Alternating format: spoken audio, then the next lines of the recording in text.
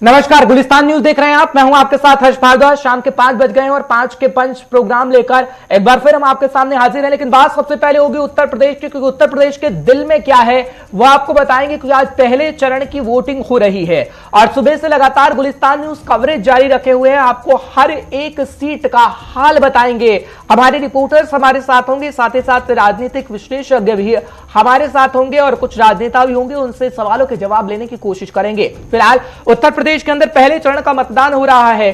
कांटे की टक्कर है, हॉट सीट का भी हम जिक्र करेंगे, लेकिन कुछ तस्वीरें आपको दिखाएंगे, क्योंकि बूथों पर लंबी लंबी कतारें कहीं ना कहीं नजर आ रही हैं और वो इस बात की बानगी है कि किस तरीके से लोगों में उत्साह देखने को मिल रहा है और लोग कड़ाके की ठंड के बावजूद, सुबह सवेरे कोहरा था उसके बावजूद बूथों पर पहुंच रहे हैं। हालांकि 58 सीटों पर यह मतदान हो रहा है 11 जिलों की, जिसमें गौतम बुद्ध नगर शामिल है। गौतम बुद्ध नगर में 3 विधानसभा सीटें आती हैं, नोएडा, दादरी, जेवर।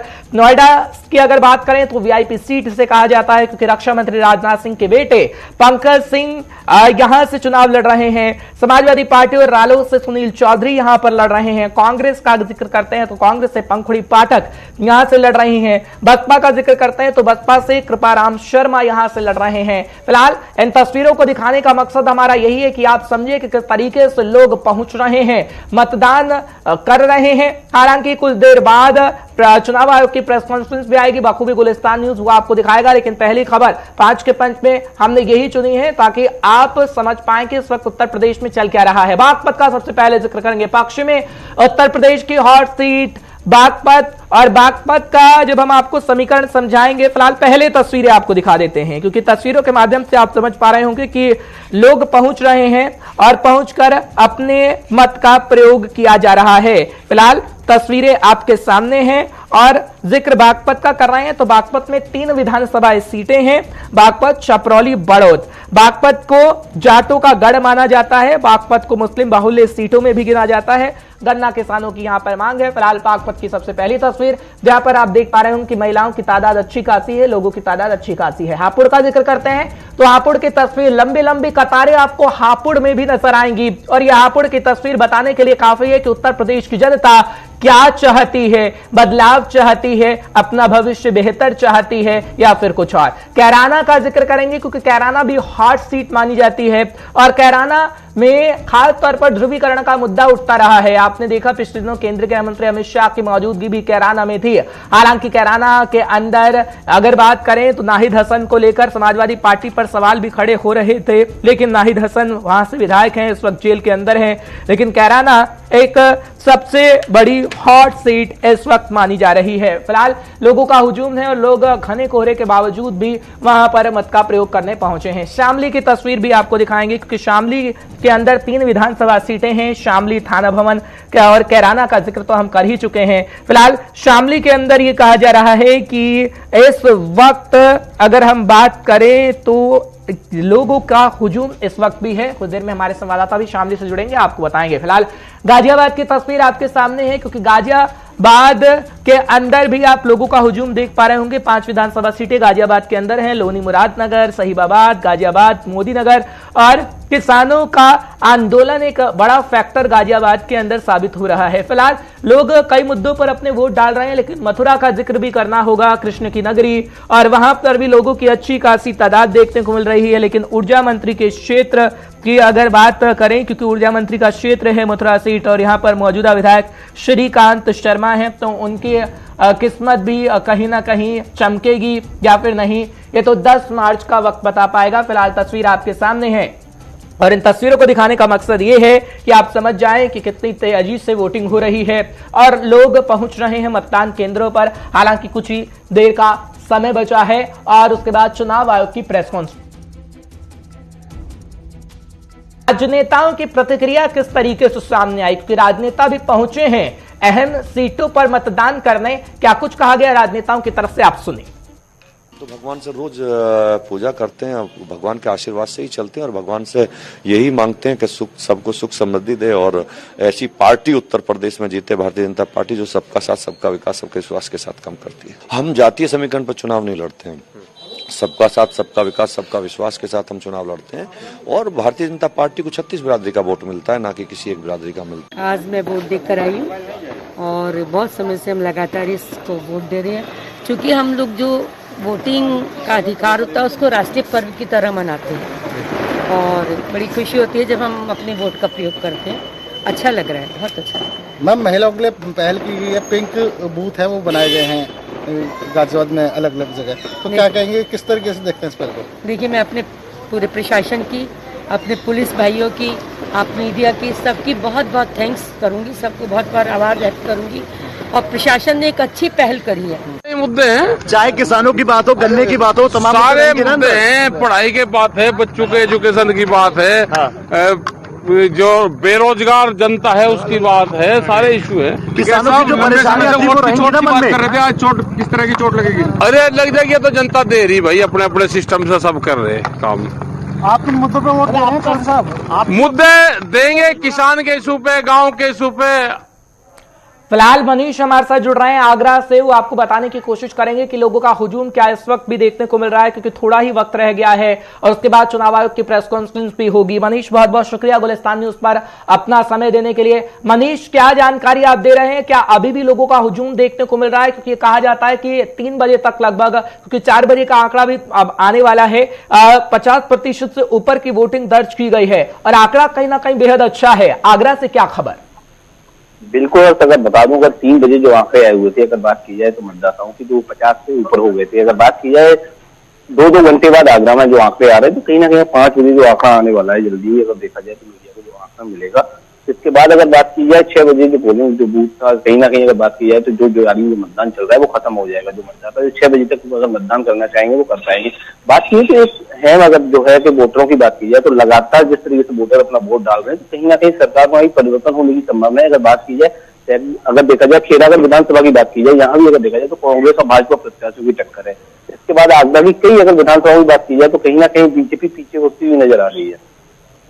ठीक है, लेकिन आगरा का अगर हम जिक्र करते हैं तो आगरा को पर्यटन नगरी कहा जाता है और उसके लिए जो बीजेपी ने वायदे किए हैं, क्या लोगों की तरफ से प्रतिक्रिया आ रही है कि उन वायदों पर कहीं ना कहीं खरा उतरने की कोशिश जो सरकार कह रही है हम करेंगे, उस पर जनता विश्वास कर रही हो? प्रतिक्रिया अपने जानने की कोशिश लोगों से की कि किस मुद्दों पर इस वक्त वो वोट कर रहे हैं?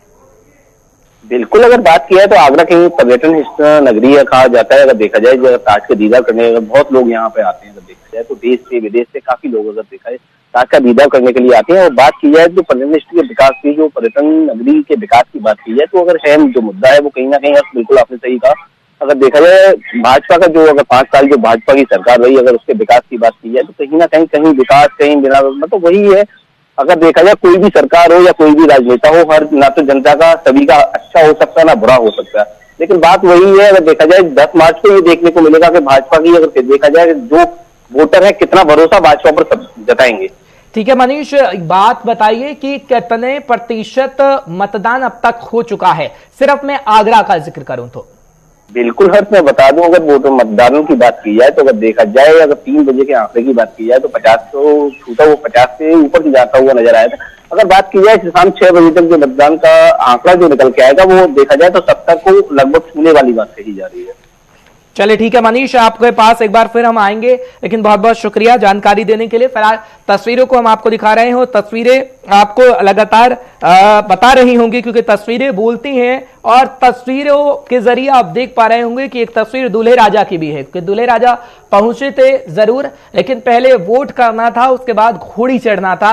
और ये तस्वीर आज सोशल मीडिया पर बड़ी तेजी से ट्रेंड करती हुई नजर आई है और ये तस्वीर भी हम आपको दिखाने की कोशिश कर रहे हैं। फिलहाल दूल्हे राजा की तरफ से क्या कुछ कहा गया है वो भी आपको सुनवा देते हैं, क्योंकि पहले वोट उसके बाद शादी।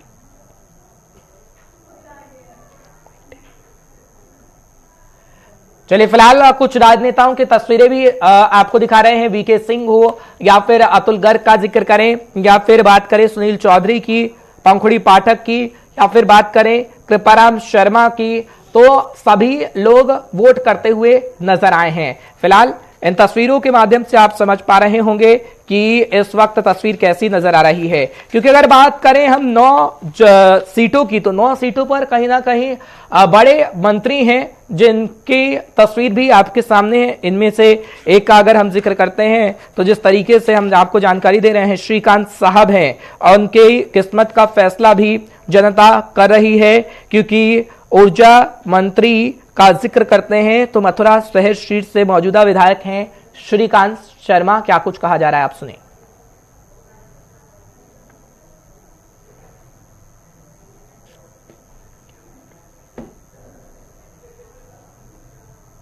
देखिए, ये चुनाव कोई सामान्य चुनाव नहीं है। ये चुनाव उत्तर प्रदेश की परिवारों का, बेटियों की सुरक्षा से जुड़ा चुनाव है।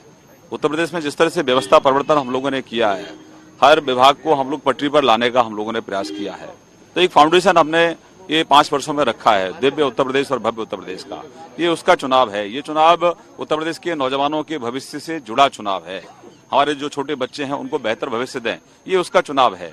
ये भारतीय जनता पार्टी अपनी जो वैचारिक प्रतिबद्धता है उस पर काम कर रही है। पंडित दीनदयाल उपाध्याय जी का सपना साकार हो रहा है, डॉक्टर श्यामा प्रसाद मुखर्जी जी का सपना साकार हो रहा है। तो ये चुनाव सरदार वल्लभ भाई पटेल और जिन्ना की सोच के बीच का चुनाव है। एक तरफ लोग जिन्ना का गुणगान कर रहे हैं और एक तरफ हम लोग मां भारती को विश्वगुरु बनाने इस बीच कई तस्वीरें और भी नजर आई, क्योंकि प्रियंका गांधी वाड्रा अन्य चरणों के चुनावों के लिए प्रचार प्रसार करती हुई नजर आई हैं। हालांकि आज पहले चरण का चुनाव हो रहा है। इस बीच अलग अलग इलाकों से सहारनपुर हो या फिर अलग अलग इलाका हो, प्रधानमंत्री नरेंद्र मोदी की तस्वीर भी नजर आ रही है, प्रियंका गांधी वाड्रा की तस्वीर भी नजर आ रही है। फिलहाल प्रचार प्रसार किया गया है और प्रचार प्रसार करते हुए क्या कुछ कहा गया है आप भी सुनेगा।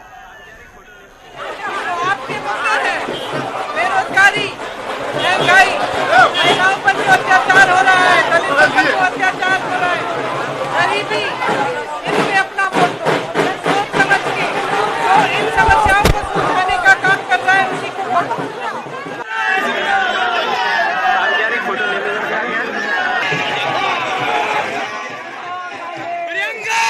प्रियंका गांधी वाड्रा इस वक्त आपको नजर आ रही हैं, क्योंकि प्रियंका गांधी वाड्रा की तरफ से प्रचार प्रसार किया जा रहा है। फिलहाल तैयारी पूरी की जा रही है, क्योंकि 7 चरणों में चुनाव होना है। 403 विधानसभा सीटें हैं, लेकिन आज पहले चरण का चुनाव 11 जिलों के अंदर 58 सीटों पर। और आपके सामने हम आपको जानकारी इस वक्त दे रहे हैं। गुलिस्तान न्यूज हर खबर से आपको खबरदार कर रहा है, क्योंकि अलग अलग सीटों का जिक्र करें तो अलग अलग सीटों का पूरा गणित हम आपको समझाने की कोशिश कर रहे हैं। क्योंकि उत्तर प्रदेश का जिक्र करते हैं तो 403 विधानसभा सीटों में बीजेपी के पास 312 आई थी, समाजवादी पार्टी के पास 47, बसपा के पास 19, कांग्रेस के पास 15, अन्य शून्य पर रहा था। इस तरीके से वोटिंग प्रतिशत भी आपको बताने का अब तक की कोशिश करते हैं, क्योंकि प्रचार प्रसार तो किया ही जा रहा है राजनेताओं की तरफ से, लेकिन वोटिंग का सिलसिला जारी है। लेकिन शामली का जिक्र करते हैं। शामली के डिस्ट्रिक्ट मजिस्ट्रेट ने क्या कुछ कहा है चुनावों को लेकर, क्योंकि शामली के अंदर इस वक्त भी वोटिंग हो रही है। सुनेगा सर। में हमारे जितने पोलिंग बूथ्स हैं उनकी इन्फॉर्मेशन हम लोगों ने ली है, कंट्रोल रूम पे आई है। सभी जगह मॉक पोल कंप्लीट हो गए, पोलिंग प्रोसेस जो है स्टार्ट हो गया है। कहीं रैंडम, कहीं कहीं बूथ्स पे ईवीएम मशीन की कंप्लेंट आ रही है, जहां पे हम लोग अपनी टीम्स भिजवाकर मशीन्स का रिप्लेसमेंट करा रहे हैं या जो भी उनका मैटर है उसको रिजॉल्व करा रहे हैं। मैम, कंप्लेंट्स की अभी तक कितने रेजोल्यूशन हो चुका है? और काफी रेजोल्यूशन हो रहे हैं, बिकॉज हमारी जितनी तहसील्स हैं वहां पे हम लोगों ने मास्टर ट्रेनर्स और इंजीनियर स्प्रेड आउट कर दिए हैं। तो जहां से भी कंप्लेंट आती है, within 5 minutes they are reaching and they are sorting out the issue. Question ma'am, आपके डिस्ट्रिक्ट में कितने पिंक बूथ्स हैं? हमारे डिस्ट्रिक्ट में 3 विधानसभा हैं और तीनों विधानसभा में हमने एक एक पिंक बूथ बनाया है, जहां विमेन पोलिंग पर्सनल हैं जो वोटिंग करवा रहे हैं। और वहां पे एडिशनल फैसिलिटीज दी गई हैं, जैसे वेटिंग एरिया है, पीने का पानी है, कुछ जगह सेल्फी पॉइंट्स भी बना है। Ma'am, how is been the law and order situation, वो कैसी है? सब जगह पीसफुल कंडक्ट हो रहा है, कोई लॉ एंड ऑर्डर सिचुएशन अभी नहीं है। सभी सेक्टर जोनल मजिस्ट्रेट्स फील्ड में घूम रहे हैं और एसडीएम सीओज में और अलग अलग इलाकों का हम जिक्र कर रहे हैं। शामली का जिक्र करते हैं तो शामली के अंदर आप सुन रहे थे कि तैयारी कैसे कर ली गई थी और उसके बाद लोगों का हुजूम लगना शुरू हो गया। और अब थोड़ी देर के बाद हम देखेंगे कि प्रेस कॉन्फ्रेंस चुनाव आयोग की तरफ से की जाएगी, क्योंकि सुबह 7 बजे से ही वोटिंग शुरू कर दी गई थी। चलिए फिलहाल एक और सीट का जिक्र करते हैं, आगरा का जिक्र करते हैं और आगरा से आपको कुछ समीकरण बताने की कोशिश करते हैं, कुछ ग्राफिक के माध्यम से आगरा की खास बातें आपको बताते हैं। विधानसभा सीटें 9 हैं आगरा के अंदर और आगरा शहर पर्यटन क्षेत्र के तौर पर जाना जाता है। कुछ खास बातें आगरा के बारे में बता रहे हैं। आगरा की सभी सीटों पर त्रिकोणीय मुकाबला देखने को मिल रहा है और जानकारी आपको इस वक्त की बता रहे हैं कि किस तरीके से आगरा की जनता अब कौन सी पार्टी का फैसला लेगी गद्दी पर बिठाने का, यह तो वक्त ही बता पाएगा। फिलहाल अनुसूचित जाति समाज के वोटरों की खासी तादाद आगरा के अंदर बताई जाती है। हालांकि आगरा को बसपा का गढ़ कभी माना जाता था, यानी बीएसपी का गढ़ आगरा रही है, लेकिन बीजेपी ने सेंधमारी की कोशिश की 2017 के अंदर, बीजेपी सत्ता पर काबिज हो गई और आगरा सीट को भी अपने नाम बीजेपी की तरफ से कर लिया गया।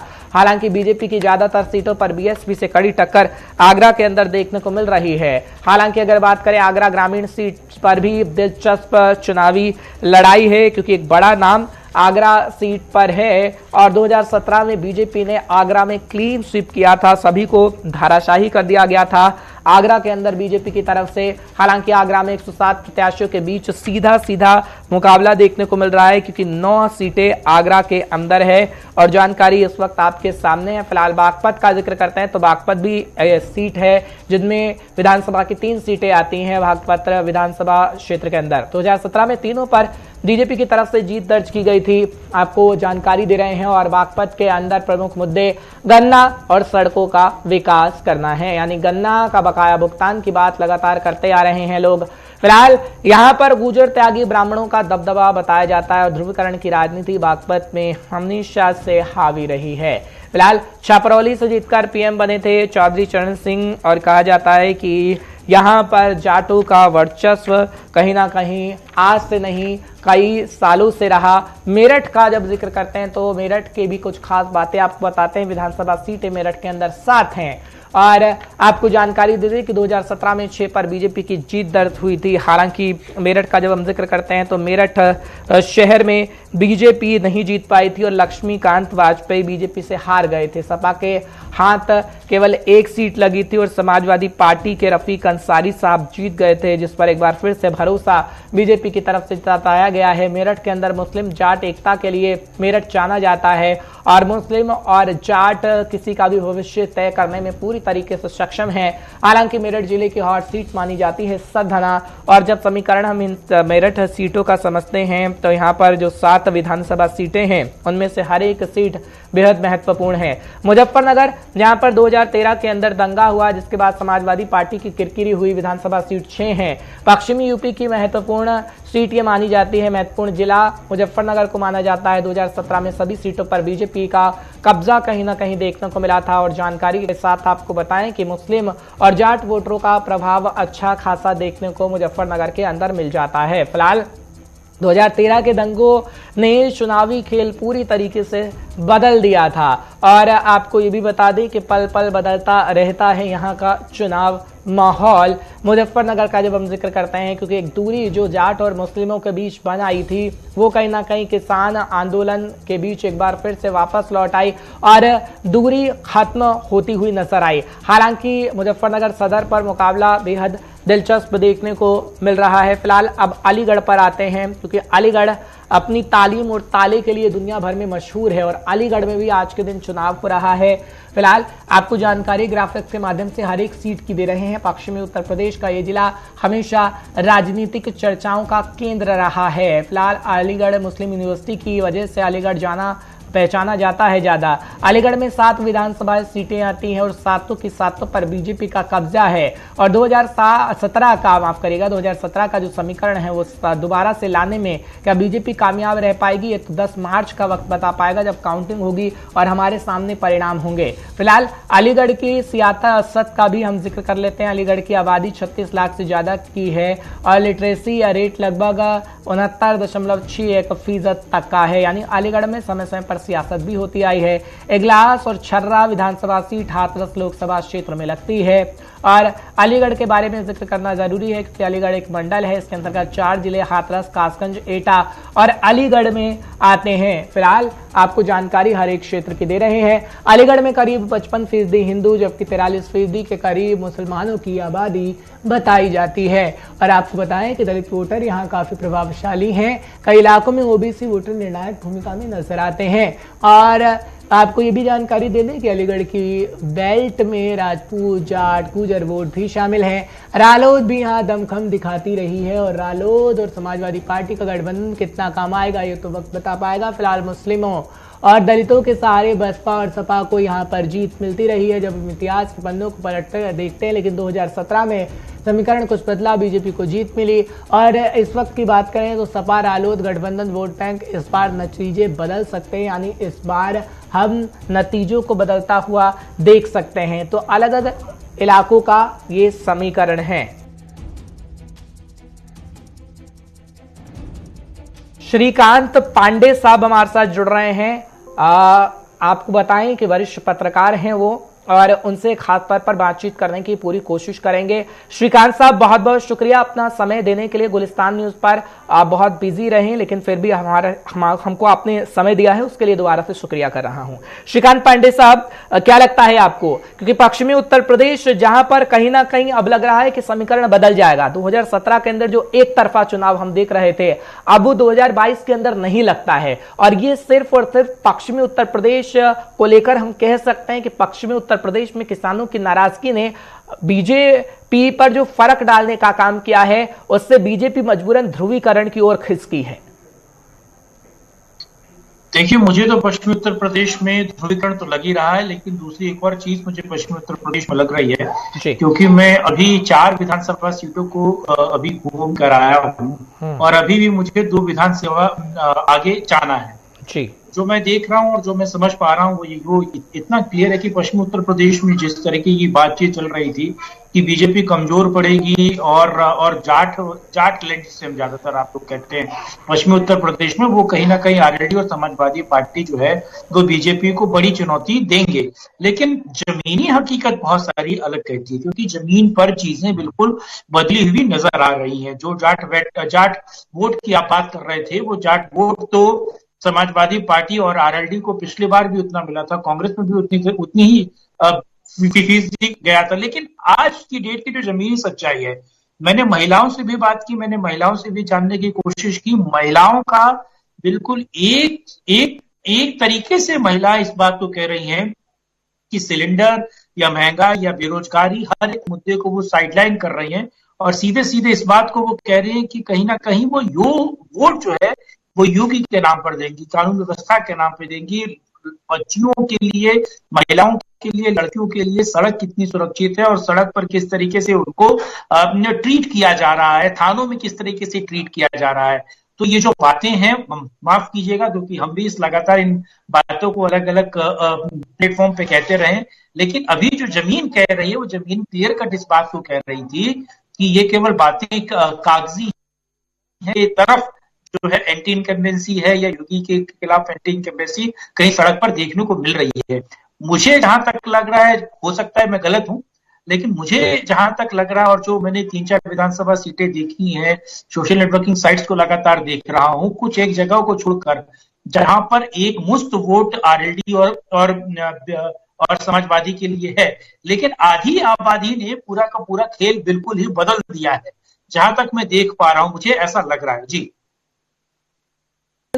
बीजेपी को हम देख रहे थे ना कि प्रचार प्रसार जब भी किया जा रहा था तो विकास का मॉडल एक बीजेपी रख रही थी, लेकिन क्या बीजेपी की मजबूरी थी ध्रुवीकरण को करना? क्योंकि एक तरफ हम दिल्ली के अंदर देख रहे थे कि जाट नेताओं से बातचीत हो रही थी, दूसरी तरफ विकास का एजेंडा भी परोसा जा रहा था। लेकिन जो चुनाव आते आते हम देख रहे थे कि बीजेपी विकास पर ही अटक कर रह जाएगी, लेकिन वो ध्रुवीकरण की तरफ बढ़ गई। तभी आप कह रहे हैं कि हाँ, बीजेपी थोड़ी मजबूत स्थिति पश्चिम के अंदर है, क्योंकि किसानों का अगर जिक्र करते हैं तो किसानों का प्रदर्शन कहीं ना कहीं बीजेपी का खेल बिगाड़ने का काम कर रही थी, इसलिए एंड टाइम पर रणनीति बदल दी गई। दिल्ली में बालियान साहब के साथ मीटिंग हुई और उत्तर प्रदेश के अंदर भी चाणक्य नीति देखने को नजर आई। देखिए पश्चिमी उत्तर प्रदेश में सारा का सारा खेल जो है वो तकरीबन 1-1.25 महीने से बदलने की कोशिश लगी हुई थी और लगातार अमित शाह के दौरे हो, नरेंद्र मोदी अलग अलग भाषणों में पश्चिमी उत्तर प्रदेश का जिक्र कर रहे थे, खासतौर से योगी आदित्यनाथ गली गली शहर शहर जाकर बात कर रहे थे। और देखिए सबसे बड़ी बात है कि अगर आप हार्डली मतलब माफ कीजिएगा मेन स्ट्रीम मीडिया को इसलिए मतलब वो बड़ा टोकता हूँ कि लुटियन जोन जो है लुटियन मीडिया जो है लगातार जाटलैंड की बात करती है कि वो जाटलैंड है, लेकिन केवल और केवल अगर आप देखिए तो 10 से 12 ऐसी सीटें जहां पर जाट किसी को हारने और जीतने के लिए आप मतलब वो भूमिका निभा सकते हैं, लेकिन आप पासी को भूल जाते हैं, आप कोरी को भूल जाते हैं, आप ओबीसी की बाकी जातियों को भूल जाते हैं, आप गुजरों को भूल जाते हैं, आप सैनी समाज को भूल जाते हैं, ओबीसी की बाकी जातियों को भूल जाते हैं और 60-84 गांवों को भूल जाते हैं। 60-84 आपको पता है राजपूतों का गांव है, 60 गांव लाइन से है, वो लाइन से 60-84 गांव जाता है और वो बहुत बड़ा मैटर करता है कौन जीतेगा कौन नहीं जीतेगा। आप दूसरी चीज है, देखिए मैं आपको एक छोटा सा फैक्ट बताता हूँ, मुझे लगता है बात आपके दर्शकों को भी समझ में आएगी, जो मैंने देखा है। देखिए जब गांव इत्यादि में जब शादी होती है तो हर एक मतलब घर से जो है एक एक मुट्ठी अनाज निकल कर आता है और वो एक एक मुट्ठी अनाज जो है वो 1 नहीं 2 नहीं 3-3 शादियों को करवा लेता है। लेकिन आप देखते हैं कि एक शादी में एक ही घर से 2 बोरी गेहूं आ जाता है। तो ये ध्यान रखिए जो बीजेपी की जो वोट है वो एक मुश्त वोट नहीं है, बीजेपी कभी जातिगत वोट निकाल ही नहीं पा रही है। बीजेपी जो है वो सभी जातियों से वोट निकाल रही है, सभी धार्मिक उनमें से वोट निकाल रही है, खासतौर से आधी आबादी थी। तो एक एक मुट्ठी जो चावल की मैं बात कर रहा था, तो बीजेपी को जो पश्चिमी उत्तर प्रदेश में मिल रहा है वो सभी अलग अलग उससे मिल रहा है समुदाय से। इसमें कोई दो राय नहीं है कि जो मुस्लिम वोटर है वो एक मुश्त वोट समाजवादी और आरएलडी को दे रहा है, खासतौर से पुरुष। महिलाओं की जहां तक आप बात करें, क्योंकि मैं बिजनौर के भी उस एरिया को देख कर आया हूं, जिसमें से तकरीबन 30 से 35% महिलाएं, खासतौर से मुस्लिम महिलाएं, जिसमें 18 वर्ष के ऊपर की लड़कियां हैं जो अभी स्कूल जाना या कॉलेज जाना जिन्होंने स्टार्ट किया है, और खासतौर से जो 30-35 के आसपास की है, 40 वर्ष के आसपास की है, वो महिलाएं योगी के समर्थन में बात कर रही हैं, दबी जुबान में बात कर रही हैं, बुरके के अंदर बात कर रही हैं।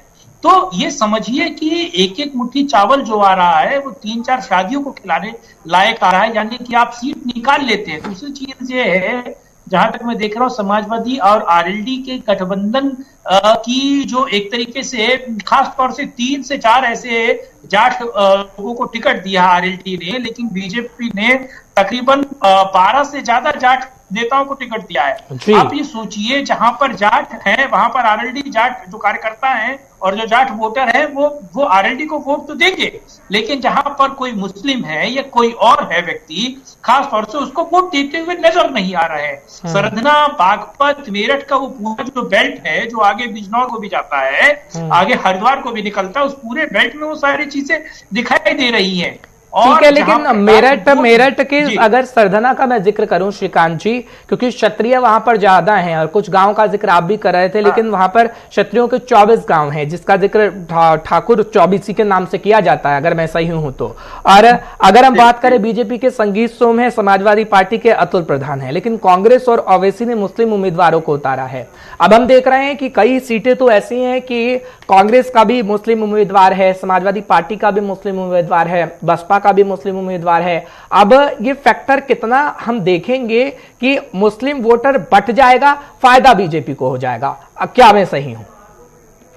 नहीं, इस बात को ध्यान रखिए, मुस्लिम दिल्ली के फेस पर ही वोट देता है। दिल्ली के इलेक्शन को आपने सही से समझा होगा, और आप मुझे लगता है कि इस काम में है, इस प्रोफेशन में, आपने दिल्ली के इलेक्शन को देखा होगा। मुस्लिम जो है वो बीजेपी को हराने के लिए वोट देता है, अपने कैंडिडेट को जिताने के लिए वोट नहीं देता है, खास तौर से इस बात को समझिएगा। और दिल्ली और उत्तर प्रदेश में, पश्चिमी उत्तर प्रदेश में कुछ सीटों को छोड़ दिया जाए, जैसे कि जो दिल्ली एनसीआर से के आसपास की सीटें हैं उनको छोड़ दिया जाए, देवबंद, सहारनपुर और उस पूरे एरिया को पकड़ दिया जाए, तो वहां मुस्लिम वोट स्प्लिट हो रहा है, बट रहा है। लेकिन अगर आप बागपत को देखिए, आप मेरठ को देखिए, उन तमाम जगहों पर अगर आप देखेंगे तो आपको पता चलेगा कि वहां मुस्लिम वोट एक मुश्त मिल रहा है। देखिए, एक्सेप्शन 10-5 हजार वोट्स का नहीं है। एक्सेप्शन जो है बीएसपी जब मुस्लिम कैंडिडेट्स को आगे लेकर उसने खड़ा कर दिया है तो उसको वो 10-15 हजार वोट लेकर जाएगा। कांग्रेस भी गिरे 2-4 हजार वोट तो लेकर जाएंगी, कुछ वोट्स तो कटेंगी, लेकिन एक मुश्त वोट का पड़ना, आप समझिए कि जब एक मुश्त वोट पड़ता है उससे क्या होता है कि मान लीजिए किसी एक तरफ का व्यक्ति 1000 वोट नहीं डालता है, दूसरे तरफ का व्यक्ति 1000 वोट एक मुश्त डाल देता है, तो उसमें क्या होता है, सामने वाले व्यक्ति को 2000 वोटों का सीधे सीधे तौर पर फायदा होता है, क्योंकि उसका नुकसान इसका सीधे सीधे तौर पर फायदा निकल के आ रहा है। और पश्चिमी उत्तर प्रदेश में जो अब तक का वोटिंग ट्रेंड है, मैं देख रहा हूँ, खासतौर से मुस्लिम जो लोग हैं, खासतौर से वो वोट के लिए बहुत बेहतर तरीके से बाहर आ रहे हैं। वोटिंग प्रतिशत उनका बेहतर है, लंबी लंबी लाइनों में वो नजर आ रहे हैं, वो महिलाओं हैं या वो पुरुष हैं, वो सब नजर आ रहे हैं। लेकिन कुछ इधर के जहां पर जब जिसे ओबीसी बेल्ट कहा जा रहा है या जाटलैंड बेल्ट कहा जा रहा है, या मैं फिर कहूं साहिबाबाद हो या गाजियाबाद हो या फिर आपके मेरठ का एरिया हो, वहां पर उतना बेहतर वोट प्रतिशत नहीं निकल के आ रहा अभी तक, अगर आप देखें। बिल्कुल, और इसी बात को कहीं ना समझना होगा। श्रीकांत जी, मैं आपके पास तुरंत लौट रहा हूं। हमारे रिपोर्टर भी अलग अलग जगह से जुड़े हुए हैं। अर्जुन त्यागी इस वक्त हमारे साथ जुड़ रहे हैं बागपत से। त्यागी, क्या तस्वीर आप देख रहे हैं, क्योंकि अब शाम ढल रही है, थोड़ी देर बाद चुनाव आयोग की प्रेस कॉन्फ्रेंस भी हम देखेंगे। कितनी अच्छी खासी तादाद आपको नजर आ रही है बागपत के अंदर? देखिए, अगर मैं बागपत की बात करूं तो तीनों विधानसभा पर कांटे की टक्कर दोनों गठबंधन में और भाजपा में साफ दिखाई दे रही है, क्योंकि जो अन्य प्रत्याशी थे, चाहे वो बसपा का हो, चाहे वो बसपा का हो, इसका आम आदमी पार्टी का हो या कांग्रेस का हो, कोई उनका अच्छा खासा असर यहाँ नहीं दिखाई दे रहा तीनों सीटों पर। हालांकि तीनों सीटों पर प्रत्याशी ने अपना प्रचार भी किया, वोट मांगे, लेकिन उनका जो असर है वो साफ तौर पर नहीं दिखाई दे रहा। और जो धीमे धीमे मतदान है वो धीरे धीरे अब आकर तो थोड़ा दिखाई दिया बढ़ता हुआ, लेकिन जो शिलो मतकर्मी है जो वहां पे बैठे हैं, बहुत शिलो मतदान कराने की जो शिकायत थी वो मिल रही थी लगातार, लेकिन अब आने के बाद लगता है कि 65% यहाँ तीनों विधानसभा पर पहुंच। चलिए ठीक है त्यागी, बहुत बहुत शुक्रिया हमारे साथ जानकारी साझा करने के लिए। हम आपसे दोबारा फिर जानकारी लेंगे। श्रीकांत जी, मैं आपके पास आ रहा हूं क्योंकि रिपोर्टर बता रहे हैं कितनी अच्छी खासी तादाद है, कितने प्रतिशत मतदान हो रहा है। बागपत से ही हमारे रिपोर्टर जुड़े थे, तो बागपत से ही मेरा एक सवाल है, क्योंकि बागपत पे तो हम देखते हैं कि भैया मुस्लिम बहुल सीटें भी हैं, जाटों का गढ़ भी बागपत को माना जाता है। अब अगर हम बात करते हैं किसानों की भी, क्योंकि अब कहा जाता है कि 2017 के अंदर तो एक तरफा लहर चली और बीजेपी उसमें जीत गए, लेकिन किसान आंदोलन एक अहम फैक्टर साबित हुआ है। और ऐसे वक्त में आपको क्या लगता है, क्योंकि किसान के हमदर्द जयंत साहब अपने आप को बता रहे हैं, कहीं कहीं तो हमने देखा कि जब समाजवादी पार्टी का प्रत्याशी उतारने की बात हुई, उम्मीदवार उतारने की बात हुई, तो तानातानी भी हो गई कि वो मुस्लिम प्रत्याशी उतारेंगे, जाट प्रत्याशी उतारेंगे। तो ये फैक्टर कितना अहम साबित हो सकता है? किसानों की नाराजगी क्या फर्क डालेगी बीजेपी पर? मैंने क्योंकि इस पूरे किसान आंदोलन को बहुत नजदीक से कवर किया, मैंने देखा कि जो किसान आंदोलन जिसे आप बाकी मेन स्ट्रीम मीडिया कह रहा है, यूरोपियन मीडिया कह रहा है, क्योंकि मेरा एक आर्टिकल भी है, मैंने इस चीज को बहुत बेहतर तरीके से डिस्क्राइब भी किया है, और वो मैंने देखा और कि ये पूरा का पूरा जब से नरेंद्र मोदी ने एक स्टेप पीछे जाकर अपना पूरा ये कानूनों को वापस लिया है। ज्यादातर किसान आंदोलन में अगर आप देखेंगे तो जाट बेल्ट के नेता थे और खाप के नेता थे, बड़े नेता। मुझे बताइए, क्या सैनियों, पालों और गुज्जरों का मतलब ये जो फार्मिंग है इससे कोई मतलब नहीं है?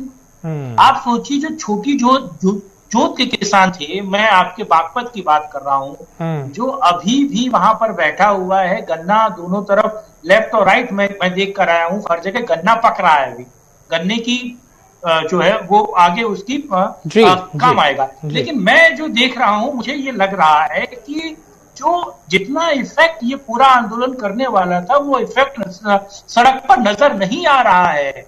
एक बुग्गी गाड़ी ले जाते हुए व्यक्ति से भी अगर आप पूछेंगे कि भैया तुम वोट किसको दे रहे हो, तो वो ये नहीं बताएगा कि वोट किसको दे रहा है, क्योंकि ये उचित भी नहीं है। लेकिन वो ये कहीं ना कहीं आपको इशारों में बता देगा कि उसको पिछले 5 सालों में क्या कुछ मिला है। दूसरी चीज, जिसको मिला है वो इस आभार में वोट दे रहा है कि उसको मिला है, और जिसको नहीं मिला है वो इस आसार में वोट देगा कि मुझे शायद मिल जाएगा। अब सोचिए, मैंने देखा है महिलाओं को, बहुत सारे ऐसे भी मलिन बस्तियां हैं वहां पर, एसटी ओबीसी, और दूसरी चीज है कि जो बिल्कुल एससी एसटी बिल्कुल टाउन का कैटेगरी का है, बीएसपी के बेहतर जिनके उम्मीदवार नहीं है, वो कहीं ना कहीं वोट बिल्कुल क्लियर जा रहा है, बीजेपी की तरफ शिफ्ट हो रहा है। क्यों? क्योंकि दूसरी सबसे खास चीज मुझे जो लगी वो ये लगी कि उनके घर में शौचालय की बात हो रही है। भले वो गैस सिलेंडर भरा हुआ नहीं है, लेकिन रखा हुआ है, लेकिन गैस के कनेक्शंस मिले हैं उनको, तमाम ऐसी योजनाओं के उनको लाभ मिले हैं। आप भी सोचिए, मैं आपको कोई चीज दूंगा, मान लीजिए, वैसे तो ऐसी बात नहीं कहनी चाहिए, लेकिन आप, मुझे लगता है कि उसको फुलफिल करने के लिए आप मुझे भी खुश करने की होगा ना कोशिश। लेकिन मैं देख रहा हूं कि वो एससी एसटी, वो जो तबका सबसे डाउन टू वो रहा है, वो समाजवादी पार्टी को वोट नहीं करता हुआ दिख रहा है मुझे। क्यों? क्योंकि उनको पता है कि अगर वो पिछली सरकार आती है तो जो उनके साथ हुआ, जिस तरीके से भेदभाव हुआ और उनकी एफआईआर और उनके कामों को अनदेखी की गई, उनके एफआईआर नहीं ली गई, पुलिस कानून जो है वो एक खास धर्म और जाति का बन के रह गया। उनको वो चीज पता है, उनको पता है कि बीएसपी कहीं ना कहीं इनसे मुकाबला करने लायक नहीं है, बीएसपी कहीं ना कहीं इनको सत्ता से बाहर करने लायक नहीं है। इसीलिए देखिए, कुछ मजबूरी में, कुछ जरूरी में, और कुछ को लगता है कि साहब ये नहीं तो अब कौन। बिल्कुल, और इसी फैक्टर को समझना जरूरी होगा। मैं लौट रहा हूं आपके पास श्रीकांत जी, हमारे संवाददाता भी लगातार जुड़े हुए हैं। मुजफ्फरनगर का आप जिक्र करते हैं, आदेश हमारे साथ जुड़े हैं। माफ करिएगा, आदेश, क्या स्थिति इस वक्त आपको दिख रही है? क्योंकि ये कहा जा रहा है कि ज्यादा से ज्यादा मतदान प्रतिशत हमें इस वक्त देखने को मिल रहा है, और ये कहा जा रहा है कि अलग अलग इलाकों में बम्पर वोटिंग हुई है। फिलहाल शाम 4 बजे तक 50% से ऊपर वोटिंग हो गई है, ये जानकारी इस वक्त मिल रही है। फिलहाल जब तक चुनाव आयोग क्लियर नहीं किया करेगा, ये जानकारी पुख्ता नहीं होगी, क्योंकि कुछ देर में प्रेस कॉन्फ्रेंस भी आनी है। लेकिन क्या देख रहे हैं आप मुजफ्फरनगर में खास तौर पर? जैसे मैं आपको बता दूं कि शांति रूप से चुनाव यहाँ चल रहा है। सुबह सवेरे से ही मतदाताओं में भारी उत्सुकता थी और लंबी कतारें लगाकर सुबह सवेरे से ही मतदान केंद्रों पर मतदाता पहुंचे और अपना वोट किया। 65% तक अभी तक मतदान हो पाया है। हालांकि अभी जो है आधिकारिक जो आंकड़े हैं वो आने बाकी है, और भारी उत्साह अभी भी जो वोटर है उनमें बना हुआ है। जी ठीक है आदेश, लेकिन क्या आपको लगता है कि लोगों का निकलना अभी भी हो रहा है? क्योंकि लोग जो कामकाजी होते हैं, और हम देख रहे हैं कि इस वक्त भी लोग आ रहे हैं बूथों के अंदर, पूरी व्यवस्था की गई है, तो अभी भी आपको तादाद बढ़ती हुई नजर आएगी 15 से 20 मिनट के अंदर, क्योंकि कुछ ही समय बचा है। जी बिल्कुल, कुछ मतदाता अभी भी घर से निकले हैं, और कुछ जो बूथ सेंटर है, जो बूथ है, उन पर अभी भी लंबी कतारें देखने को मिल रही है, क्योंकि कुछ लोग, कामकाज वाले लोग होते हैं जो अपना काम निपटाकर अभी जो है बूथों पर पहुंचे हैं, और कुछ जो 2-3 बूथ है उन पर भारी भीड़ अभी भी देखने को मिल रही है। जी ठीक है आदेश, आप लगातार बने रहिएगा, आपसे जानकारी लेते रहेंगे। फिलहाल श्रीकांत साहब भी हमारे साथ जुड़े हुए हैं। श्रीकांत साहब, अब मुजफ्फरनगर का हम जिक्र कर लेते हैं, क्योंकि मुजफ्फरनगर का जिक्र करना जरूरी है। जब भी मुजफ्फरनगर किसी की जुबान पे आता है तो सबसे पहले वो दंगा याद करता है जो 2013 के अंदर हुआ था। लेकिन पश्चिमी उत्तर प्रदेश का ये शहर गुड़ की मिठास के लिए जाना जाता है, लेकिन दंगों के लिए भी जाना जाता है। क्या लगता है आपको, जो दूरी जाटों के बीच और मुसलमानों के बीच हो गई थी, वो दूरी को समाप्त करने का काम किसान आंदोलन कर चुका है? और हम देखते थे कि जो एकता की मिसाल इतिहास के पन्ने लिखते थे, जो जाट और मुस्लिम कहीं ना कहीं एक रहता था, उसके बाद दंगों के बाद हमें थोड़ी स्थिति खराब देखने को मिली, उसके बाद फिर से वो एक आया है। क्या अहम फैक्टर ये भी साबित हो सकता है श्रीकांत जी? देखिए, एक चीज तो क्लियर कट रखिए, क्योंकि पश्चिमी उत्तर प्रदेश में जो दंगों की जो पूरी गाथा थी, और दंगों के कारण पश्चिमी उत्तर प्रदेश पूरी रूप से पोलराइज हुआ था। कहीं ना कहीं ये भी आप कह सकते हैं कि जो पूरा किसान आंदोलन था, उस पूरे किसान आंदोलन ने उस दंगे पे मरहम तो लगाया। लेकिन लगातार आप सोचिए, दंगों के कारण जिनके घर परिवार बर्बाद हुए, जिन पर कोर्ट केसेस चले, जिन पर तमाम चुनावी मतलब तमाम ऐसी चीजें हुई जिनका जीवन बर्बाद हुआ, उस दुख को, उस दिक्कत को लगातार अगर 1-1.5 महीने से अगर आप देखिए तो बीजेपी ने और तमाम बीजेपी नेताओं ने बताने की कोशिश की है। और खास बात यह है, इसमें उनकी बात को बल जब मिलता है जब उन व्यक्तियों को समाजवादी पार्टी और आरएलडी टिकट दे देती है जो व्यक्ति कहीं ना कहीं या तो दंगे में उनका हाथ था या उनके इशारे पर या बहुत सारी बातें हुई। तो आप सोचिए, आप जिस चीज को मिट्टी डाल के खत्म करना चाहते हैं वो चीजें वापस उठ रही हैं।